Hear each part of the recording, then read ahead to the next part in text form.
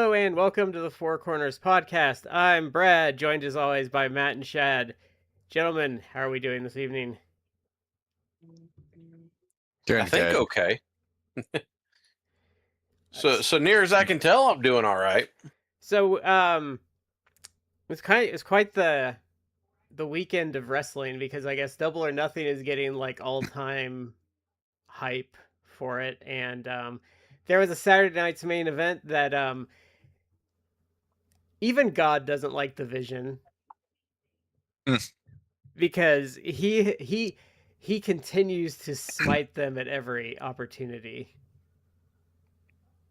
First off, they've been trying to roll out these Saturday night main events, which didn't get good enough ratings when it was on NBC.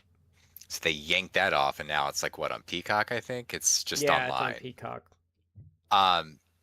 But they've been trying to book these to counter program AEW because it's just coincidental that these shows always pop up on a weekend that AEW is running a pay-per-view. I would get it for Memorial Day weekend, like even though it is probably counter programming, that's when I would put one of these because. But no one is talking about that show. I mean, more people probably watch that than Star Wars. That's funny. The shilling for that online where they're acting like making less than Solo is like not an absolute catastrophe for something. People forget. Solo came out like what, years ago at this point? Because it came out before my oldest daughter was born, and she's 6.5. So that was like 7-8 years ago, maybe that Solo came out. And people forget. COVID. Yeah, we're forgetting that maybe it was 2019 then. No, I think Rise of Skywalker was 20. Well, no, they both came out the same year, so it would have been 2019, I think. People forget that they essentially mothballed like future Star Wars movies, at least, for years after that was so disappointing. Now Rise of Skywalker came out because they were always going to finish that. So that did come out afterwards, but they were so disappointed in the performance of Solo, which I think still worldwide made like a few hundreds of millions of dollars. But they were so disappointed by that they're like, oh, we gotta reconsider this concept. It cost a ton. It must have been It must have been 2018 because I think the first season of Mando was 2019. Well, no, but the thing is, because they've done more filings, like. They lost money on Rise of Skywalker because they spent so much money on that movie and it made $1 billion, and they still lost money because they spent like $600 million on it. There's no reason for that. It's Star Wars. It should have been a franchise that it's a license to print money, and here we are, like that Mando. Mandalorian and Grogu, which no one, we're now a few years into it. No one gives a shit about his name being Grogu. That's Baby Yoda. That is an all-time marketing fumble on their part. Yeah. But it's on track. It made less than its opening weekend than Solo did, and it's on track to make less than what Solo. And there's been massive inflation since then, so like. It sold. Someone did the math, and it sold like 4 million less tickets than Solo. Like it's a disaster. But I don't. But like Vectron just had a good comment where he's like, "It made lost money because the trilogy is legendarily bad. Like it's bad." Well, the thing is, Marvel does this. This is a big thing Marvel does, and I believe Star Wars is doing this. So with Marvel, why the movies are so bad now is they actually start shooting scenes before there's even like a script. That's allegedly what's potentially been going on with the Avengers Doom stuff. Well, I heard with that they brought in the guy that plays like Nightcrawler, and I guess they just put him in they just put him in a green screen. He didn't even know what the scene was, and then he had to do it like 50 different ways to say like different names, and he didn't even know what the scene was about. They've gotten so ridiculous with that. Like I actually saw it. I thought initially like what I was seeing was like a joke, like it's a parody of what these movies are. It was I don't even remember what Marvel movie it was, but it was one from the last few years, and it was guys like obviously in their costumes, like some of the characters in their costumes, and they're standing on a set, and the entire set. It's not like I'm in a room like I'm in right now or you guys in. It's like a huge sound stage. Everything was green. Oh yeah, they said they Everything shipped them was off. green because shipped them off to, everything was going to be. They shipped them off. It's in Australia. I think it's in New Zealand actually. It's in New Zealand or Australia. They ship them off there, and they do like most of the movies there. Because if you watch like the new ones, because the problem with the green screen is like they did it in like Thor: Love and Thunder, where he's doing all this stuff and it's these big battle scenes, but it's in the green screen. And what they don't understand is, yeah, it's green screen, but you can still tell he's in a small area doing that by the way he's moving. Like it doesn't fool you. Because It's the thing just people terrible. It's soulless. And the thing people don't realize is like Lord of the Rings, which I think is probably the best looking films of all time still. Most of that is practical effects. There is CGI, but the CGI is mixed with. Watch one of the countless hours of behind the scenes content that they put out in those DVDs. Like the amount of money and effort, literally, it was like, hey, we want to film this big battle. We need 10,000 costumes for this scene. Like, how quick can you guys do it? Do makers. Want this to be like realistic looking, like good, like actual like chainmail metal and stuff. Like, yeah. Like 2 years to make all that. Like, and that's legit. Like, they literally had to spend months like building all that stuff because it was practical effects. Now it's like, well, why do we have to? Studios are like, why do we need that? We can just green screen this. And then at the same time, like, fire half their visual arts staffing because I'm sure like they think AI can do that shit or something. Yeah, but it's terrible. It's soulless. It's why a lot of the newer Disney movies are so dim, is because they darken the scenes up. Well, they do it because of bad CGI. So they dim the scene out to get the artifacting around the edges to go away. So that's why a lot of like that's why Little Mermaid, the new one, the new shitty one, is so dark all the time, is because they're trying to cover up the bad CGI in it. I mean, sort of still a Green Lantern, like from the Lanterns show. I've yet to see Green. Everything is hit. The costume's dark. The environment is dark. The only thing that has any kind of like color tone to it is his face. Because what's the actor's name? Like Kyle MacLachlan or something. I forget what his name is. He was in Friday Night Lights. I forget his name, but he's like obviously Caucasian. So it's like, okay, so your face is white. I just want to point out that I just want to point out people keep saying, "No, guys, there's going to be green in it," and I want to say I have yet to see green. Because their uniforms look like black on gray. The newest trailer, you've got like the ring is lit up, and you've got some construct stuff and things like that, which stands out as a big contrast. But then, on the other hand, it's like, dude, why is his Green Lantern uniform brown?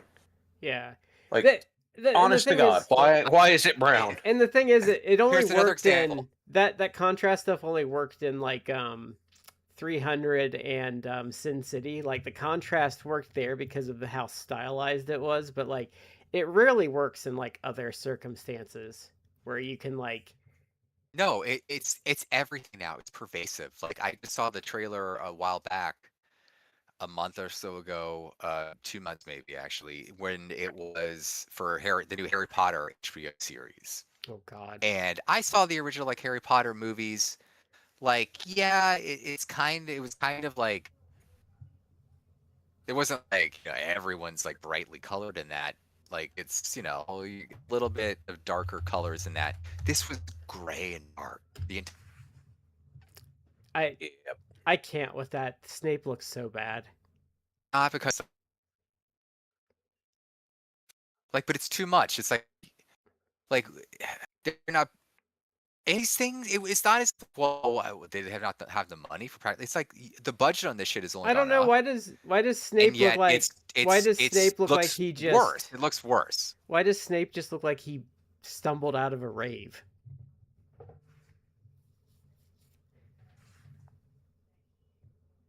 I don't know. That's the whole other. And I don't. Harry Potter show is whole. There's all sorts of like conflicts with that only because. They've already announced like, well, we're not going to be doing it like a season every year, so they're going to do what a lot of shows now the streaming era do. It's like, where they let's wait 2-3 years in between seasons and then only hit you with like 8 hours of content. Well, and then when it does drop, which is like, but that's dumb though. You have to with Harry Potter. You have to because the kids are going to age out real quick on you because like you're going to have they're going to be like they're going to be in like year 3 and they're going to be like 17.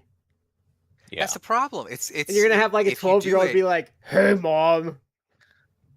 Yeah, if you wait, they're 7 books, so that's in theory 7 seasons. If you do every other year, then it's like it's 14 years by the time.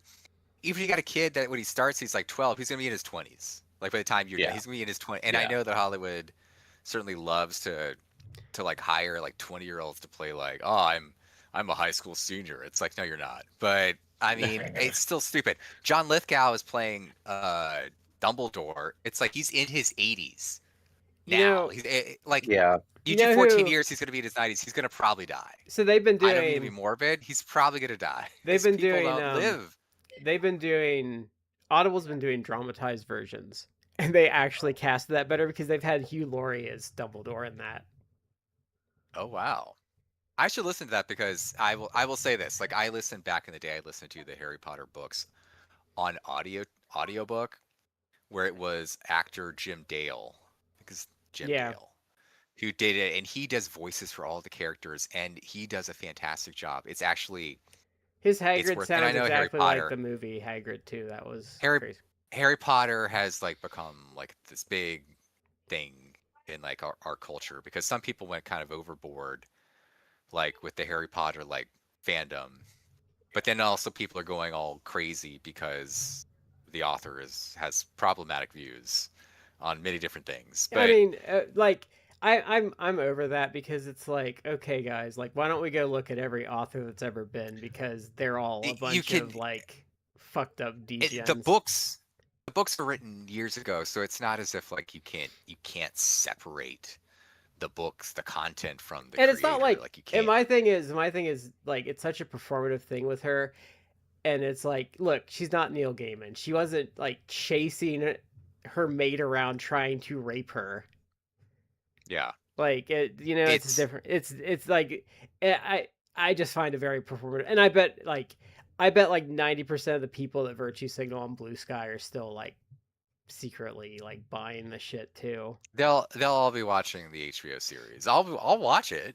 I don't care. But I'll watch it. But as an aside, I do think that. Well, you have kids. You're probably Harry Potter. You don't have a choice. Harry Potter. I do have a kid. Well, I'm not gonna. They're young. I'm not. It looks like it's probably. I don't know that it's gonna be appropriate. Like Yeah, that's true. I've seen the films. I've read the books. Like, and I will say this. Like, I prefaced it by saying like it's problematic now in some ways, but it is a book series that I wouldn't. My oldest daughter is 6.5. Like, I would actually wait until she's older. Like maybe by the time it comes out though, for her to get into the books. By the time it comes out though. And by the time they would actually get to the 3rd book where I feel like it kind of gets darker and it isn't as the first 2 books, she's going to be like 12 probably by the time they get to it. The first 2 books and the first 2 movies are for kids. Beginning with book 3 and movie 3, it gets progressively more adult and darker. It does get dark. Like even the books get darker to the point where I would argue that books 5, 6, 7 are more for teenagers. Like, Yeah, I because would agree it's with very that. like adult, and the movies even too. It's more they're darker. The content's darker. There's some more people die, like legit people die. It's dramatic, and it's actually good writing, in my opinion. Is it like, oh, I'm not putting on the pedestal with the Grapes of Wrath or Cormac McCarthy or any of these other like very celebrated authors and books from like the last like no one's going to compare J.K. Rowling to Herman Melville, but it's competent writing that you actually care about the characters and there's like drama. It's pretty actually well written for what it is. So it's worth, Yeah, and but the there's audiobooks, like I said, by Jim Dale are very what's good. funny So it's though, worth actually listening to those. there's stuff we call classics and like has this like all this academic like jerking off about it, but then if you go back and look at it contextually, it's considered like slop dreck of the time. Shakespeare. Maybe. Yeah. That's what Shakespeare was. Oh yeah, Shakespeare was considered lowbrow entertainment for the masses. Yeah. Instead of being like high culture stuff. But now, what happens? And I'm going to be real honest. There's a lot of classic literature stuff that I got myself a new e-reader because it's like, hey, let's spend more time, reading books instead of. And I was like, okay, what? Okay, there's classic literature. Let me look into some of these and see what would interest me. So I looked up the synopsis for some of them, and I read it, and I'm like, seriously? Like this is what this is supposed to be great. No, what? There's It's like someone's like, you should check out The Sun Also Rises, and I was like, oh, okay. So they get together, they get drunk, they argue. One of them marries this other guy's girlfriend. They get together, they get drunk, they argue. I'm like, what am I supposed to do with this? Because I'm not seeing anything redeeming. Why would I want to watch that or read that? If it's a Kindle reader, you can get like the complete Sherlock Holmes for like $1. You can get stuff off Project Gutenberg and I got for free. I've got and I just I'm gonna reread it as an adult. I'm going to reread A Tale of Two Cities. I've got on my to-do list. Like that's actually good literature. Oh yeah, I'm going snooty on that one. Yeah. What did I? You picked a bad example. Like Dickens actually is very good. I actually would. The thing that irritates me about Dickens is it's very clear that dude got paid by the word. Well, he was. And it's like a lot of his stuff. A lot of his stuff, though, like if you read Great Expectations, that was written in like a publication because people get weirded out because each chapter's kind of like self-contained and kind of ends on a bit of a cliffhanger. That's because he was written. Yeah, it was serialized. Yeah. Now Moby Dick, I get all that. Now Moby Dick is very misunderstood because the boredom of the book is like supposed to be there because he actually was on like a whaling ship, so like you're supposed to feel the boredom of being on like a whaling vessel. Yeah. It's supposed to reflect the fact that you're at it. Nothing happens until it happens. So there's big swaths of the book where nothing happens. Like I get, that's not a problem. But, I went and got, Dracula's on here. Oh, Dracula's not good. Yeah, but the reason that I was interested is the format, all being done as like journal entries. I'm okay, let me check that out. Yeah, that Dracula I will defend slightly. The problem is that we've all seen the movies or different adaptations of the movies, and that the narrative from that either that's just a better way to present the story, or that's what we're used to. But the actual book, it is written more like a series of letters, so you're reading like like journal entry. That's how and it's actually a very interesting concept. Yeah. And if that's all that we had consumed that story with, it would probably be very novel. Though I have to say though that we've seen the age of like it the is story like in a million movies, so now it's like it's different. It's like The age of it's funny though because when she starts getting vampired, they're just like, line up, guys, we need your blood. So they're just like pumping her full of like all this blood. It's like, oh man, this is not good. Oh yeah, they had no concept of blood type and all that stuff. It's actually, but it's a funny story with that because the original silent movie Nosferatu is pretty much just unauthorized adaptation of it. So it's a total ripoff, basically. Yeah. So when it came out, Mostly. his widow was still around and sued them and won in Europe. And so every copy of it was supposed to be destroyed. But what happened is it had come over to America, and the good old USA was like, well, we're going to take your lawsuit and your judgment, and we're going to wipe our ass with it because we don't care. So that's how Nosferatu is still around today, because it was destroyed completely in Europe, but the United States was like, we don't give a fuck. So that's how it. And you can actually get, with that, just as a random thing, you can get motion corrected versions of that. The Joe Bob version, when he did it on his drive-in, had the correct one, so it doesn't do that weird like fast movement. Because dumb things I learned watching that episode is they used to shoot it like at 20 frames per second, so like you have to correct it up to 30. And I think it was also hand cranked, so it wasn't like necessarily even. The dumb things you learn on this show, and I remember. Also, if you haven't read it, Shad, Lord of the Flies is pretty good. I hate Lord of the Flies. I despise that book. Not a fan. God. I read that my senior year of high school for AP English. And the damn thing... The fact that from the very first page, he's trying to club you over the head with as much symbolism as he can manage. He's like, so, as you look over the island, the rocks on the shore all look like skulls, because bad things are going to happen. I'm just like, oh my God.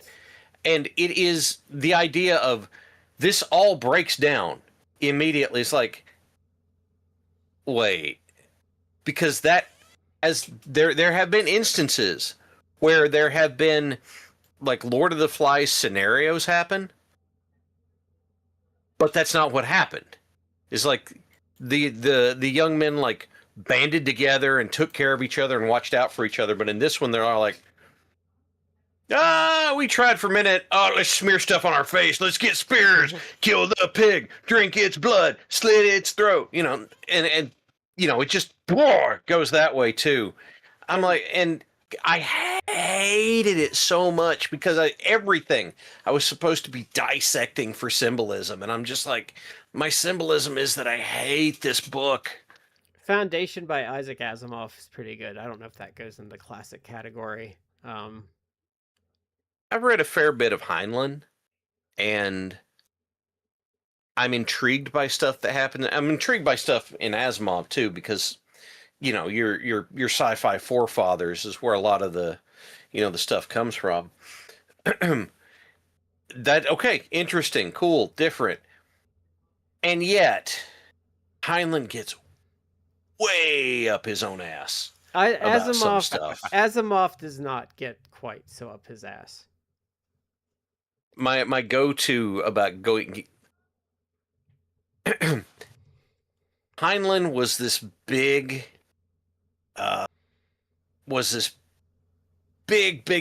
proponent of the whole free love movement and that sort of stuff. And he goes out of his way in his books to be like, by the way, we don't do that barbaric monogamy thing anymore. We do this now. To the point where you're like, God, okay, you like to sling it around, dude. We get it. Do we need this every book? Every book? Ursula Le Guin does that shit too, and it gets really old. No, but Asimov doesn't do that. Asimov's kind of... I, Robot's pretty good. Foundation's pretty good. He has a collection of short stories that's pretty good, too. And Asimov has a bit of a sense of humor, too. Yeah, I've read the I, Robot series from Asimov, and I'm trying to remember what the other one was. It's been a minute, and I'm having a very hard time remembering. See, guys, wrestling fans are in fact illiterate.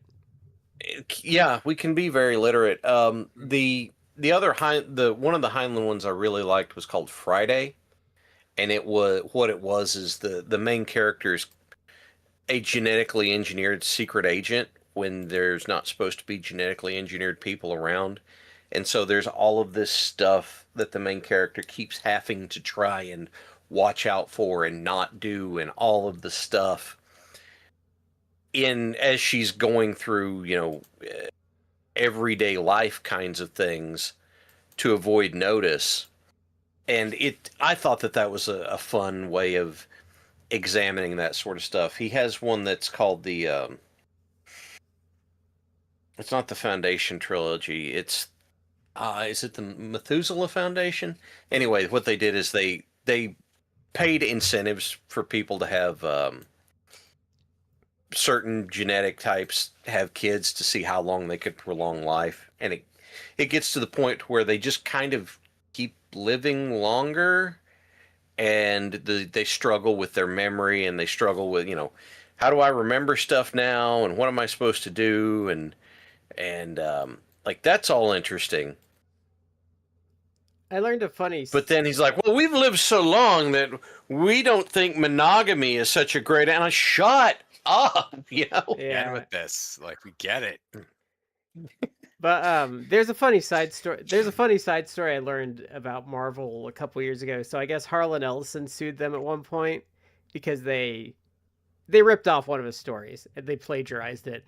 And I guess they asked Jim Shooter later. He's like, "Oh yeah, we ripped that off so bad." So I guess their settlement, the settlement he accepted though, which is hilarious, was he agreed to drop the lawsuit if they would give him a copy of every comic they published going forward. That was their settlement. I appreciate that. Yeah. I absolutely 100% appreciate that. Yeah. I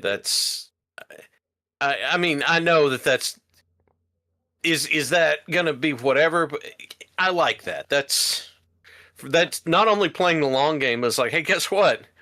For pissing me off and ripping me off, you're going to entertain me for free for the rest of my life. Well, some of that stuff, I think that was like the late 70s, so he might have sold some of that for a little bit of cash, considering like some of the things he would have gotten. But so tonight, this is kind of a continuation from last week's. We talked a bit about Beyond the Mat. Let's see. So we're doing Terry Funk's retirement match. It kind of got some play in the story. Famously, that's where I'm not booked on the card. Terry came from. So this is from like September, I think 11th, 1997 in Amarillo, Texas. This is called WrestleFest 1997. Now, I'm going to say it is not an ECW show, but I'm going to say canonically it's an ECW show. Like, if someone was to say, I want to watch every ECW show ever, I'd probably say, yeah, this technically isn't, but it kind of is. Because it's got, like, their talent on it. It may as well be. Yeah. But, so, okay. This show is... go ahead, Matt. I was going to say it's almost like spiritually kind of a ECW show. I mean... There's ECW talent all throughout this, and FMW talent, which would be on. Yeah, that worked a lot of ECW, and also Joey Styles does the commentary, the play-by-play for this. The way they did the entrances felt very ECW too. Mm-hmm. Now I'm gonna say, oh yeah, 100%. So going into this, we usually wait till the end, but so I went into this, I was expecting a good main event with a train wreck of a card under it. That's kind of what I went into this expecting. And what I got was a show with a good main event, and I would say a pretty watchable undercard where nothing like was actively terrible. And I have my quibbles with it, but I have to say I was pleasantly surprised by this show. But also, keep in mind as we go through with this review is... my opinion on most of the undercard is it was fine. It was fine. It was perfectly acceptable wrestling. Like, I don't have a lot of I have some complaints with like match times and like a couple of finishes, but like overall, like I don't have like a lot of complaints with the show, like, or like necessarily like I have thoughts, but a lot of it's just like, yeah, it was fine. I was entertained by it. Like, it was, there were much worse uses of my time. I just wanted to get that out of the way because usually when we watch these, it's usually good or bad. I don't think we've done a lot of like, well, it was okay. We don't hit a lot of it was okay for the simple reason that a lot of the stuff that we've gone through has not been okay. Yeah. But we'll say it again at the end of the show, but by and large, it's fine.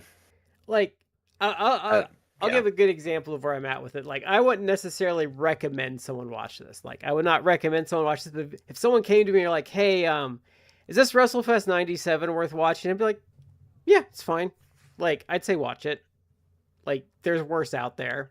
So, or if they were like an ECW, if they were a fan, like if it was someone I knew was like a fan of that 90s sleaze style promotion, I'd probably recommend it to them. I think there's little on this that I would say is like bad. There's some stuff that it's like I wouldn't want to watch this to begin with. So it's like I wasn't like, now that I saw it, I'm like, that's what I expected it to be. But it's not like offensive. And actually, most matches except for the main event were actually all pretty short. Yeah. I guess nothing ever stayed its welcome, I don't think, to me.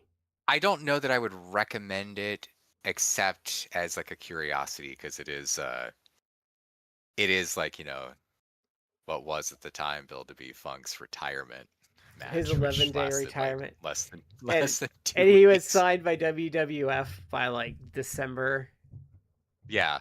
And it I mean this match was obviously like the build up to this was heavily featured in like Beyond the Mat.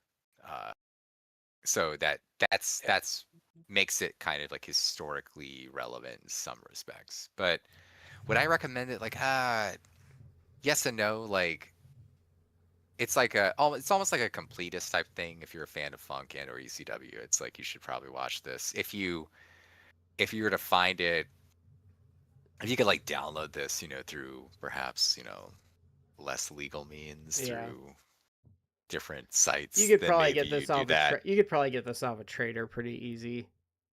Probably. I know if this if for example like IVP Videos had this like up on his site for like a couple bucks, it's like, yeah, probably worth it, maybe a couple bucks, like you can download it or if I was getting like if I was like getting like a bunch of ECW like fan cams off of a trader or someone had on there, I'd probably throw this in and just as like yeah, why not? And like I like if going out of this, like friend of the show Justin, I'd probably say, yeah, like you should check this out, you probably like it, or he's seen it, but like friend of the show Chris DiPetrillo or even like Damien, I'd probably be like, yeah, you should check this out, like it's interesting. But those are like hardcore super fans in it. Mm-hmm. There was at least like 3 to maybe 4 matches that I actually enjoyed or thought were good. So or not, well, if not good, then at least like interesting. So there were 2 of them. There were 2 I actually wish were longer. Yeah, I would agree. So let's start this off. So our there's about, they say 4,000. The thing I saw said 3,800. So that's a small quibble. Who cares? Like 4,000, 3,800. I'm not gonna argue either way. So this is a VHS, obviously, so it's not in great shape. Which I will say, at the time, like that's a big number. I feel like at the time. That's true. Well, that would put it like in probably the top 5 for ECW shows, top 10 at least. Yeah. But remember, this is also like Funk's drawing in their hometown. Yeah, it was what, in Amarillo. Yeah, it was in Amarillo. Yeah, it was in Amarillo. It was an A word, and Arlington wanted to come out of my mouth, and I'm like, no, that's not it. Well, they ran a promotion there for a long time. Yeah. So there's probably like a subset. They were like ECW fans. Well, and Joey Styles did say it beforehand. ECW was on TV in Amarillo. So you did get it. I think a mix of people. So our opening bout, and this is off of VHS, and unfortunately, I believe RF Video was the distributor of this in the 90s because they did all the ECW stuff, so it looks like shit. And it probably always looked like shit because RF Video always like had garbage tapes. So this is the first match is Wing Kanemaru versus Roadkill. Later famously known as Amish Roadkill is like what he's pretty much gone by forever. But I looked this up. He's about a year into his career at this point. About exactly a year. This is when he was about half the size of Amish Roadkill. Yeah. And he was not dressed like an Amish guy. No, he was kind of more of a one-man gang looking motherfucker in this. This was skinnier. But yeah, this wasn't a bad match. Like, for being a year in, I thought he looked decent. His offense looked pretty good. He was doing a little better than the basics. His execution, like, and timing, I thought was pretty good. Like, so I thought he looked like if you were saying the guy's a year in, I'm like, yeah, he's fine. Like, he probably looks a little better than I think most guys a year in would look. Yeah, well, so this match was interesting because when they get going, I mean, it's obvious that Roadkill is new. They're not doing a lot. But whenever he goes on offense, Win starts just pinballing for him. Win just absolutely flies, which I did not expect. Because, I mean, not to be whatever, but how often are you going to see a veteran who's absolutely just going to sail for a new guy to get to sell for him? So, props to him for that. Yeah.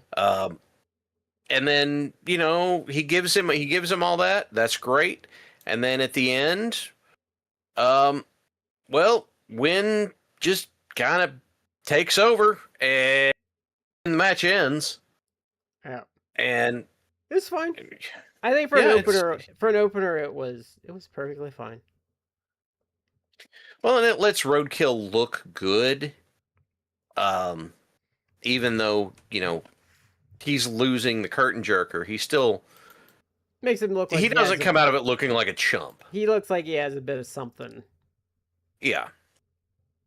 Matt, did you have any thoughts? I literally wrote on my notes like fine for what it was. Like it was inoffensive. It was short.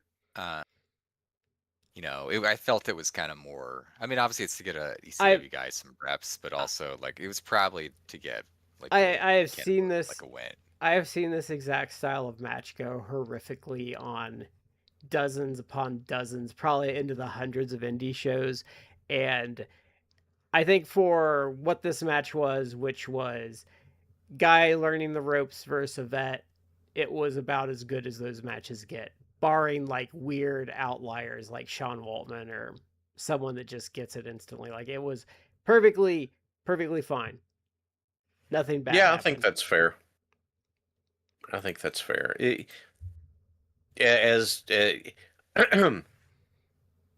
As good as it would be for what it was, Matt hit it right on the head. Yep. Okay, so our next match.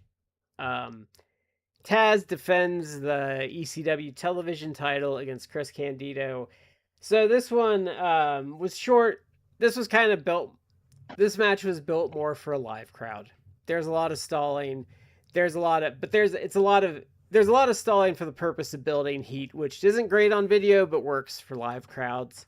So if you watch it, I would say it's not great, but if you were watching it live, it would work better than it does on tape. It is, as far as the match goes, I mean, not to... These guys... What did I write down? This is pretty good, pretty much what I expected from these two guys. Yeah. Chris Candido's being a dick. Taz chokes him out. That's kind of the match. Yeah. And Candido's, I mean, he always was. He's good at being a dick. And he never...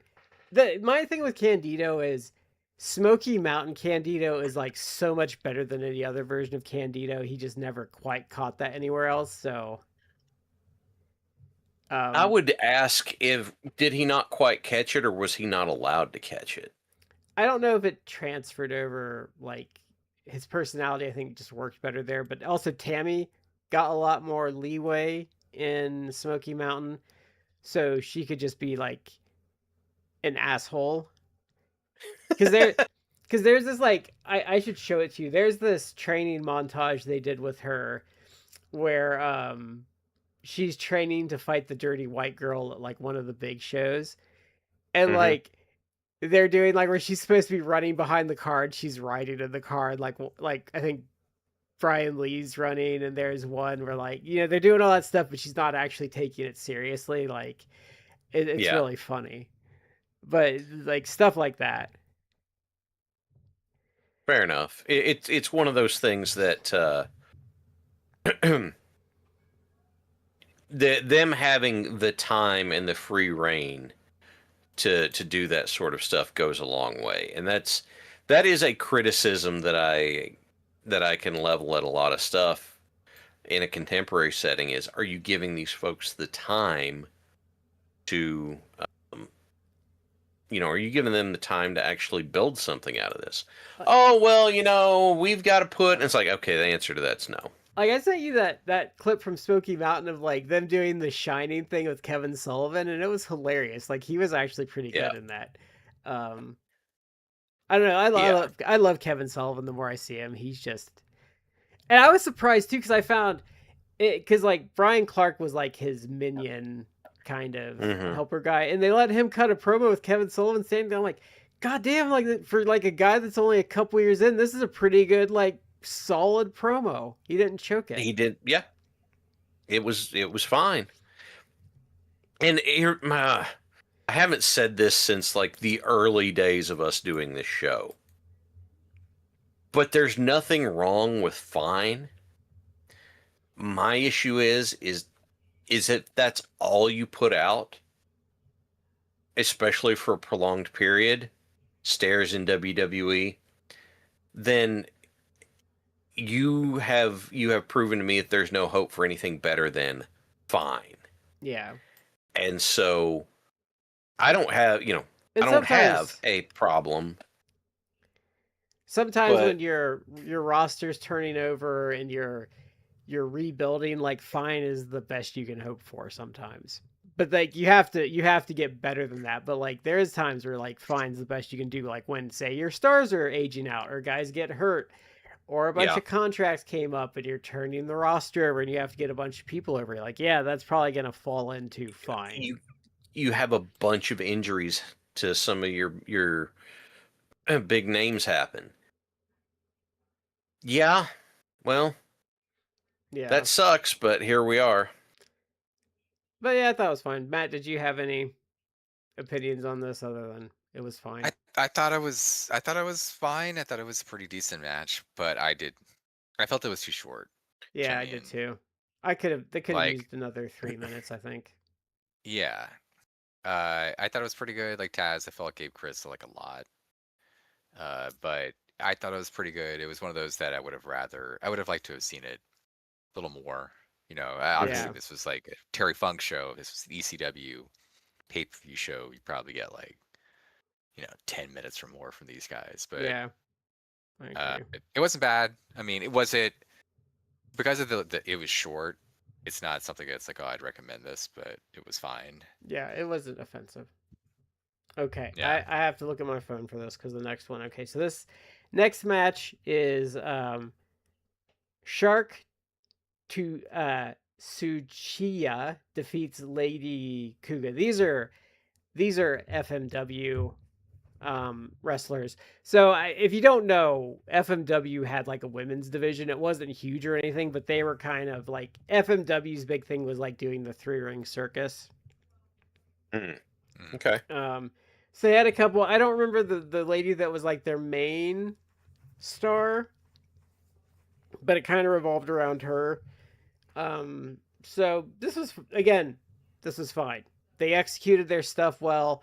They weren't really getting a lot of heat, but I wouldn't expect them to. It was fine. Yeah. It was short. I didn't think this was very good, but I mean, it also wasn't trying to do anything special. Yeah. So Yeah. Okay. It's the thing that got me was that Shark, in the course of this, did a very good job kind of bringing that Joshi heel stuff in that was transcending your language barrier. Okay, that's cool. Like that. But like you said, this was kind of short, and Lady Kuga just kind of gets killed at the end of the match. I don't think Lady Kuga was much more than a jobber, honestly. Well, they're doing this thing at the end of it. She's firing up. They're getting ready to go. Like here, and you're expecting something. Maybe it's my fault for expecting something that I wasn't going to get out of it. But it looks like Lady Kuga's firing up to come back, and then Shark just murders her dead with a couple of moves, and we're done. And I'm like, oh, okay, we're doing that today. All right. Yep. Okay. So now the next match, I will say the next match was probably my biggest surprise on the card for how much I liked it. Yes. Because I expected this to suck after seeing Heroes of Wrestling. So this is Chris and Mark Youngblood defeat the Bushwhackers. I don't know how they picked this one. But so I expected this to suck because like the Bushwhackers, if you haven't seen Heroes of Wrestling, which is like almost 2 years later than this, like one of the worst matches I've ever seen was them versus Nikolai Volkov and the Iron Sheik. So, and they weren't working a lot here. And then, Chris and Mark Youngblood are pretty old by this point. They seemed like they were in decent shape for this, though. They were in decent shape. Chris and Mark are the brothers of Jay Youngblood. Yeah, they were the best version of the Youngbloods. They're kind of a Texas mainstay team. Like they were in World Class and stuff, and like some of the follow-ups. Yeah. And Jay, we have seen on this show because we did the whole. And Mark teamed with him. The road? Mark teamed with him a little bit. Okay, so this one actually. It's the reason why I felt this was good is you're not getting like the 90s, 80s, 90s WWF like Bushwhackers. It's the sheep herders. Yeah, they're called the Bushwhackers. You're basically getting the sheep herders. That's kind of the story of the match, though. Is like so they kind of come out, and it's kind of ambiguous at first because they even do the arm pump a little bit in the beginning, but the Youngbloods in the crowd are like making fun of them, so they're just kind of like you want to fuck around, like we can do this the old-fashioned way, and then this just you want to get nuts, let's get nuts, and then this just turns into a brawl, and it is highly entertaining. And the story leading up to it, because they do this thing where like the Bushwhackers are kind of getting more and more annoyed, and then they just go for it, and like they build it up really good. They build up for the hot tag in this match really well also. When you get to the hot tag, and I didn't write it down, I should have, but whichever Youngblood tags in and starts running wild on them, like it's a good exchange, and I appreciated it a lot. Because you could have, it would be entirely too easy to have this match just be like, oh yeah, do the thing, go do the thing. But instead, they're working pretty hard and working on getting the, building to that point. That's as it should be, the crescendo of this match. And whenever he comes in and the crowd's fired up for it, I'm sorry. Crowd's fired up for it, and he starts running wild, brother. He's running wild, brother, and it really goes the way it needs to go. That is a basic ass way of putting it, and I should be ashamed of myself, but I just can't come up with a better way of describing it. It was shockingly entertaining, and when I saw this like as a match, I was dreading it. So I will say that like I was shocked at how fun this was. It was it was a breath of fresh air compared to what I thought it was going to be. But it was actually, I felt a pretty decent match. And again, I love that they worked like an old school tag, and you saw basically the sheep herders, rear their head again. I was surprised by it in a pleasant way. I actually did enjoy this match. Yeah, I was too. Okay, so This is one of the matches, the 3 or 4 that I actually enjoyed. So yeah, okay, so we're gonna go to what I think the next match was. I don't know if it was the worst match because there's another match I didn't really care for, but this is Balls Mahoney beat Bubba Dudley. Bubba Ray. Yeah, Bubba Ray Dudley. It's whatever. Okay. I will say something nice. The match sucks, but they work really hard and they keep the tempo up, so at least like they're not laying around like boring you. They're doing stuff. I don't like.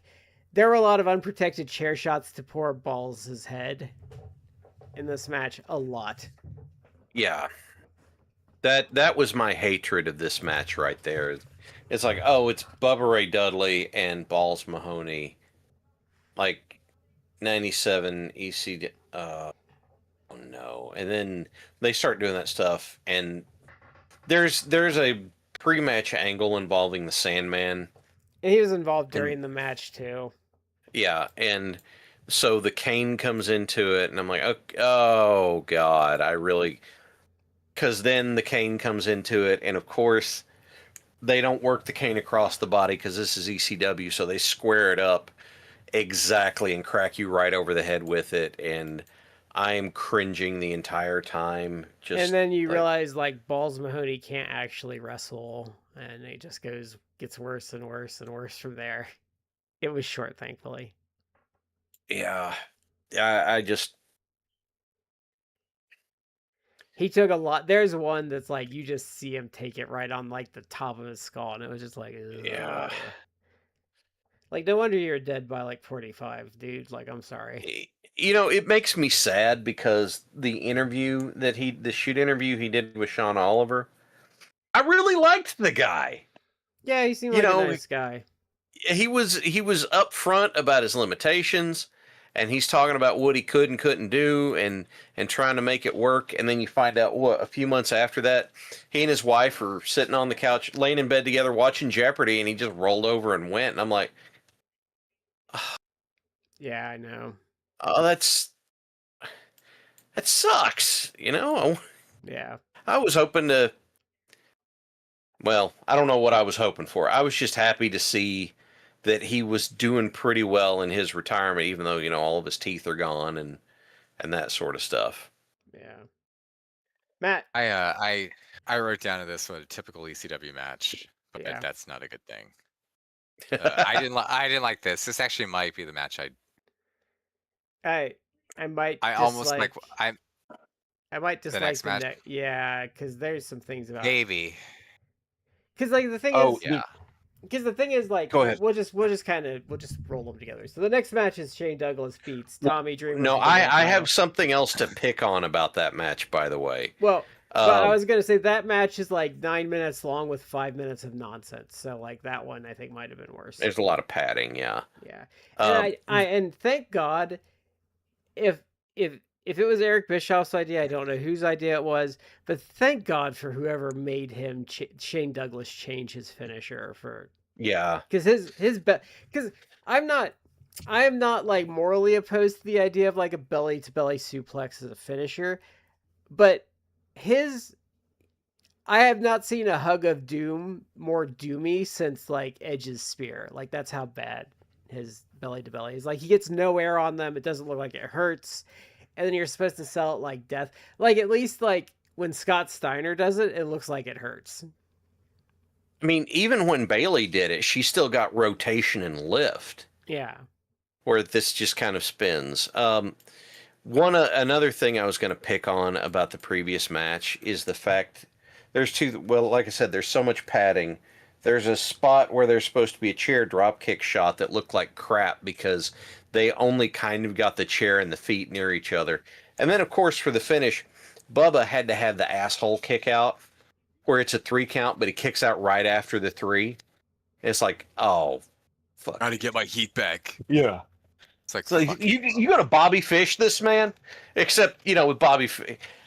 Just because I'm gonna be a hater, I'm not gonna give Bobby Fish a hard time about it. He was mad he couldn't call people in the crowd slurs before the match because that's good healing. Yeah. There's few people out in the wrestling business who are a bigger piece of shit and just a complete dumb moron than Bubba. So Greg Gagne, I'd put over him. He pisses me off more just because he's such a fucking liar. I guess I don't know. And enough he about adds Greg like Gagne. nothing. He sweeps so hard for his dad. Like, I don't know. I mean, I've seen Greg Gagne matches. He never was that good. He was. Okay. I mean, he was when he was teaming with Jim Brunzell and they were the High Flyers. I would say he was pretty good, and I think he gets a little more shit than he should because he is like a decent worker. He's just too small. But the thing is, like, if you were to say which of the Nepo babies would you defend more, like Greg Gagne or Mike Graham, I'd be like, Mike Graham was pretty decent, like, as a worker when I've seen him like do matches. Like, I actually respect that. Like, he like, if you look at his career in Florida, he was a career mid-carder that did a lot of tag work. Like, it's all right, Brad, I'm gonna mess with you. Between Mike Graham, Greg Gagne, or Eric Watts, I'd still take Mike. I take Mike because Mike and Greg were capable wrestlers. I would even dare say they had moments of good. Like, Eric Watts was not good. I don't hate on Eric Watts as hard as a lot of people do. Like, they use that drop kick as the example. And it's like, look, the spacing and the timing on that was bad. But there's plenty of people. I'm not. I don't like when people pick on someone for a single spot because it's like, look, I could cherry pick and I could find where someone else like fucked up. Like, a considered good wrestler fucked that up. So please stop using that. Eric Watts wasn't great. If they started him out like as a lower card guy and had him build up to be like something maybe, but he got signed and immediately they were putting him in like high profile stuff, trying to groom him, and he wasn't ready for it. His talent level wasn't up to it, never really got there, but he certainly wasn't ready for the position. And Bill Watts, like, I'm a fan of Bill Watts in terms of like his booking, and I've really seen a lot of his wrestling, but his booking, I think he had a good wrestling mind, at least in the 80s. I know Meltzer has talked about Meltzer has had commentary just in general about people who are out of the wrestling business to come back. Like, it literally, you can be out of it for like 5 years and like it completely has changed so much that it's passed you by. So I'm saying all that to say I can appreciate that when Bill came back in like 91, 92 WCW, like he was already like maybe out of touch. Some of the moves he was making were bad ideas, but he gave an interview once. And look, I got kids. You love your kids. You want to believe everything about your kids. Oh, my kid's so special and wonderful and everything like that. He gave an interview where it's like people was like, he was even asked, it was a shoot years later, I don't know, but he was asked like, like people like felt you were pushing Eric Watts too hard, and he like bristled against the criticism, but his answer like pissed me off because he's like, well, I mean, Eric Watts is like such a blue chipper. Like, I was, like, had a talent and everything. Like, I would have been foolish not to like sign him and push him to the moon. It's like, come on, dude. I would say, come on. I would say, like, he was not a blue chipper. He wasn't really that good. I would say he wasn't that good, but if I was like, I would probably have given him a chance, like, to train him and like start him out in the low card just because of his athletic background. That's what I'm saying. I think like I would have start him out at the bottom and then have him rise up. But the thing, but he's really not in the same stratosphere because Mike Graham and Greg Gagne were both actually like, I would say I would take Mike over Greg, but like Greg in the 70s was pretty good. It wasn't until they started like pushing him a little too much in the 80s that he became a problem. But like Mike was fine. He can be a bit of a dick in shoot interviews, but like he was fine. Like, people talk about him being over pushed, then you kind of like look at where the titles were in his title wins in Florida, and it's like, yeah, he had a bunch of tag titles, and he won like the big belt like once for like 2 weeks. Like I don't really that's not really, and like Florida kind of like gave the belt to like, it's not like Memphis where like the reigns were like 2 weeks, but a lot of people had like the Florida belts. It wasn't like a big deal, I would say. But yeah, I would take Mike over Greg. And this also wouldn't be an ECW show with at least like 2 women getting laid out. Yeah, we've got Douglas versus Dreamer, and if I'm gonna pick on someone, I'm gonna pick on Dreamer and say my favorite part of Tommy Dreamer's career is Beulah. We had this talk earlier, but I don't understand. Like, I get the storyline, like he's kind of like the hard luck guy, but like when business was going down like massively in 2000 and things were starting to get dire, why did you have the belt on Just Incredible and not Tommy Dreamer? Like, because you might have, because like people, there are mutants that'll defend that, but even like Dylan Hales will be like, yeah, that's when a lot of my friends tapped out, is when they put the belt on Just Incredible. And it's like, why didn't you at any point in that last year put the belt on Tommy Dreamer and see if like and keep it there? Yeah, and see if that, because that might, I don't necessarily think it could have saved them, but you might have like bought yourself some time, because I think it would have brought people back to like check it out, because it'd be like, oh, Tommy Dreamer won? Like, I haven't watched ECW in like a year or two. Like, I'm kind of interested in that. Yeah, just incredible. There's probably fewer examples of a guy who was pushed as like, your world champion, like a main level talent, and just did not deserve it. Like, he just wasn't good. I think Heyman got a little too up his butt on that one and thought I absolutely agree. He probably thought, oh, I can get anyone over, and it's like, no. The problem, if you're saying I can get anyone over from a fresh start, I could see your argument there. But the problem is, Just Incredible was not a fresh start. Just Incredible is someone you had on your show for years as a mid-card guy who had to have an he was a mid-card guy who had to have an entourage to back him up, and was really only successful when he was tagging with Lance Storm. And I think he had a team with like, there's another tag team he had that was pretty successful. Like, I think he was fine like in a tag team. But him as your main event guy just kind of screamed, this is the one guy I don't think other places are going to think enough of to try and steal. Well, like, I mean, it looks bad. I mean, I know it's very of the era. Like, we can call out a lot of people for this, but your champion having jean shorts and a wife beater as their outfit didn't work either.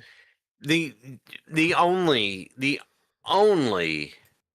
defense of that I could muster would be the fact that he may have been the first one to really do that. But beyond that, I got nothing. It's just like, I would have figured there would have been like some hill jack and some like southern promotion that had done in a bigger, not just in a widely visible.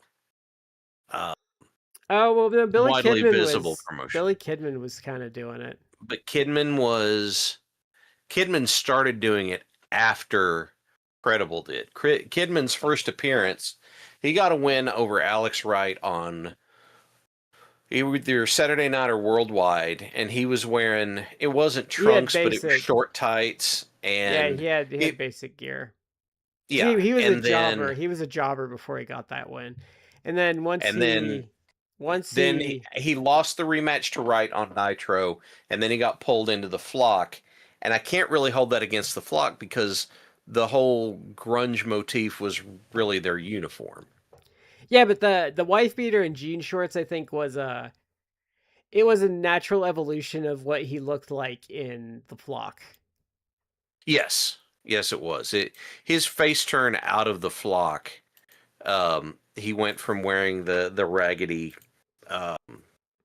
Ankh T-shirt to wearing the A-line, and that was pretty much it. Yeah.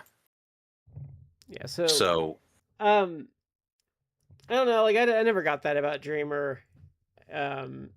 His having like Man in the Box as his entrance is still awesome though. I am so there is nothing about going back and watching Tommy Dreamer that's going to interest me, because they made his gimmick be a choke artist. Like his entire career, in the big moments when it mattered, Tommy Dreamer lost. I think that can work, and I think it worked for him for a long time, but I think there was a point where you needed to pull the trigger and they never did. And I think that was and it harms your rewatchability. Yeah, I agree with that. And this one, I think I didn't like this match because, like I said, there's too much nonsense. And I also hated it because like Shane Douglas's finisher looks like shit after he gets out of like a Death Valley driver from Tommy Dreamer and a DDT, both of which he made look really good. And it's just like, oh, you hugged him to death. Okay. What were my notes here? About what I expected. My notes say about what I expected from these two. Yeah. So, my notes were a very ECW match, right down to the stupid cat fight, which when it happened, I, much like a lot of people, I watched who were like our age maybe, or got into it like in the late 90s. I watched ECW as like a fan at the time. In the years since, going back, I'm like, why did I like 95% of this? This is just like shit. There's some stuff I do still like. Like there's a segment they did where like the Blue World Order comes out dressed as Kiss. I still think that's pretty funny. I mean, everything's terrible, but when they came out and they did an ECW match, just abbreviated, and then like the cat fight, came out, I'm like, I know. Well, and it wasn't good, but it's also like, oh, you're playing the hits. Like everyone wants to see like the girls have a cat fight. Well, I think I'm just like looking at my watch like this. I'm I saw it well described once about ECW, and their treatment of women was like, at ECW you either have an evil hoe or a hoe that embraces her hoiness, which makes her a face. Like those are the two types of hoes you get in ECW, or women, I should say. Okay. I guess. I don't know. It was whatever. Okay, so now, this is on the show. I did check our video because they have like a download of this, and this match is not listed. And like people were in the comments saying like, "Oh, I'm so glad you have the uncensored, like unedited version." Like, no, you're missing a match. So, Dory Funk Jr. beat Rob Van Dam after this in about a 10-minute match. I did find it. Someone had posted it on YouTube from something else, so I watched it. It's not great. It's a little better than you'd think because they structure it really well, and Dory doesn't sandbag Rob. There's a couple of spots they fucked up, but pretty much it's Rob Van Dam kicking his ass, and Dory has his like comeback spots. He does the hits. He does like the double underhook suplex, and then what was the other one he did? Damn it. But anyway, it's fine. My personal theory is this was never on the commercial release because the idea was, okay, we'll let you beat Rob Van Dam, but we're not going to put it on tape. Is what I think the compromise was there. But it was fine. I was actually, I was curious to see that match actually, because it seems like such an oddity. I posted a link. It's not amazing, but it's a little better than you would think. For one of them being like 60 plus. I didn't get a chance to go back and watch that one, unfortunately. It's just one of those. And Dory always looked like that when you see his old man body. Like if you see something from him from like the 70s, he still has the same physique. So Oh, that's the thing. Like Dory, it could be like, is this match from the 70s, like today? Like he's been looking like he's like 80 years old Yeah. for the last like 50 years. Yeah, he has. I Which looked is at his cage match, and he had a match in 2024. How old is he? He's in his 80s. I think he's like 84, 82. Let me look. I have the thing right here. Let's see. Dory Funk Jr. is 85 years old, born February 3rd, 1941. Debut in wrestling 1963, retired August 24th, 2024. 2024. Dear God. Yep. But he always looks like he's a gajillion years old. God damn it! I'm gonna take the arm. Yeah. But if you watch this, it is not out. It is not on here.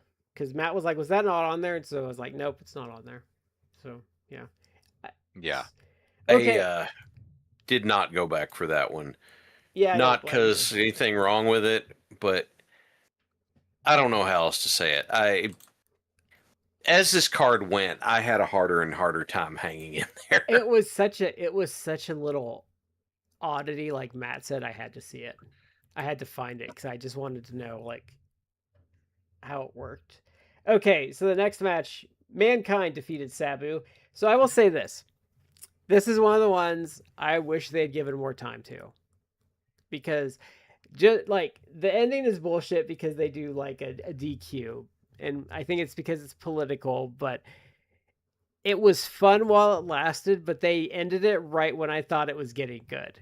And I would have liked another 5 minutes to play around. It's unfortunate because you can tell Foley is in overdrive working this out. You know, I think when we look back on it, everything is said and done, and I mean it kind of largely is now, but you get what I'm saying. Except the thing that we are going to give, I think the thing that I think Mick Foley needs the most credit for is the fact that he was the thing that made him so valuable in wrestling was threefold: promos, his ability to make anybody look great, and his ability to structure matches in a way that were a benefit. And he's a bit of a historical oddity himself because when he came through, like you see him work because like I found when I was looking through stuff, I found a match with him teaming with Crusher Blackwell in the USWA. Like you get this stuff where he works with these people from like bygone eras, and then he works with people that are like just coming up. Like he came up as like such an interesting time. He drags good matches out of people. Like he drags the best matches of some people's career out of them. Like Van Hammer's best matches of his entire career are working with Cactus Jack because Cactus drags that good stuff kicking and screaming out of him. I think he even now I think he stands out amongst like Sting opponents. That Beach Blast match is still really good. And it helps because the whole thing is really it's not structured on can Sting beat up Cactus Jack. We know Sting can beat up Cactus Jack. The problem is Cactus Jack keeps getting up, and is Sting going to run out of gas and Cactus gets up and, takes over at that point?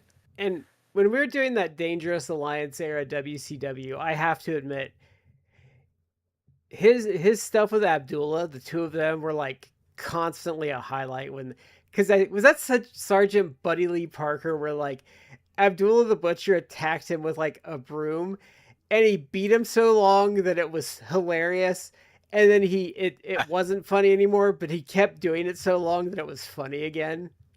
It went all the way. It circled back around. It follows the circle. Funny. It's not really funny. It's funny again. Yeah. Wasn't that the one too? Like, didn't they didn't he later like team with Sting and he's coming out, he's like all happy and he just starts attacking Sting? Yeah. Because they come out and he just starts beating up Sting on the ramp because it's Cactus and Cactus loved to beat up Sting. Throwing Missy Hyatt in the trough of water. Even though that was I heard. So I got to see Mick Foley's live show a few weeks ago. And I kind of knew the story because it was in his book, but he added a detail into it. The time when they were bringing in heels to feed Sting, they'd bring in a heel for 6 weeks. He'd beat up Sting, he'd be a threat, and then Sting would beat him and take him away. They had him in the Turner Studios cutting promos, and the thing that they would say is, the thing he says, I'd be seeing guys, and they'd be like, okay, we're doing one for Macomb. Okay, now we're doing one for Shreveport, and there were some guys that had a formula. It just as an example, it's like, hey, Macho, this one's for Macon. All right. Will, Macon. Can you imagine what's going to happen? Shreveport, got it. Will, Shreveport. Can you imagine what's going to happen? And Foley was cutting different promos for every one of them. And he looks up, and DDP, who was working in production at the time, had been watching him, and suddenly he's gone. And Cactus is like, well, guess this isn't going to last real long. What he had done is he'd ran and pulled Dusty in there. And he's been like, he's cutting different promos for every city. Every city we do, he's cutting a new promo for. And he gets in there and was the infamous, I fell asleep thinking of ways I could hurt Sting. And I got to 250. I hadn't gotten to his legs yet. And that's when Dusty walked up to the daddy. We're going to keep you around for a while.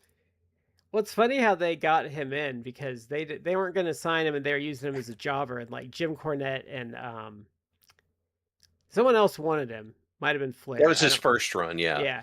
And they would have him lose and they would turn on his partner every week. And they said that got so over that like the crowd would be like, no, get the other guy, get the actual stars out of here because we want to see this guy beat up. We want to see him beat up this dude. Yeah. Yeah. That was his first run, and then his second run was the feeding the Sting thing. Yeah.